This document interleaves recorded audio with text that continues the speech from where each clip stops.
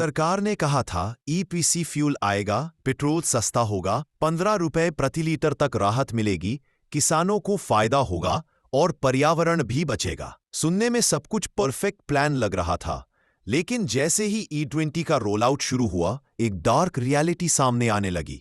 भारत में करीब 90% गाड़ियां E20 कंप्लायंट नहीं है। मतलब अगर इन गाड़ियों में 20% एथेनॉल मिला पेट्रोल डाला जाए तो इंजन पार्ट्स को नुकसान, माइलेज में भारी गिरावट और मेंटेनेंस खर्च बढ़ना तय है। दिलचस्प बात यह है कि 2021 की नीति आयोग रिपोर्ट में ये सब पहले से लिखा हुआ था। रिपोर्ट में साफ कहा गया था माइलेज गिरेगा, इंजन पर असर पड़ेगा, लेकिन साथ में यह भी कहा गया घबराने की जरूरत नहीं क्योंकि पेट्रोल सस्ता होगा। अब सवाल यह है, माइलेज तो गिर गया, इंजन की दिक्कतें भी आई, लेकिन पेट्रोल 1% भी सस्ता नहीं हुआ। जब सरकार से सवाल पूछा गया तो जवाब मिला, ये तो बहुत पुरानी रिपोर्ट है। और आज की सच्चाई, आज एथेनॉल की कीमत रिफाइंड पेट्रोल से भी ज्यादा है।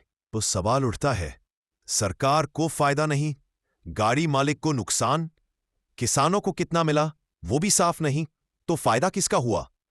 और यहीं से कहानी में आता है असली ट्विस्ट। जिस दौर में एथेनॉल नीति आई, उसी दौर में एथेनॉल सप्लाई से जुड़ी एक कंपनी का कारोबार 17 करोड़ से बढ़कर 511 करोड़ तक पहुंच गया। ये वही कंपनी है जिसे एथेनॉल सेक्टर में सरकारी नीतियों का सबसे बड़ा फायदा मिला। और सवाल इसलिए उठते हैं क्योंकि उस कंपनी का नाम देश के एक बड़े मंत्री के परिवार से जुड़ा बताया जाता है। हम आरोप नहीं लगा रहे, लेकिन सवाल पूछना जनता का हक है। जब नीति से सरकार को भी फायदा नहीं, आम आदमी को नुकसान, तो आखिर फायदा किसका?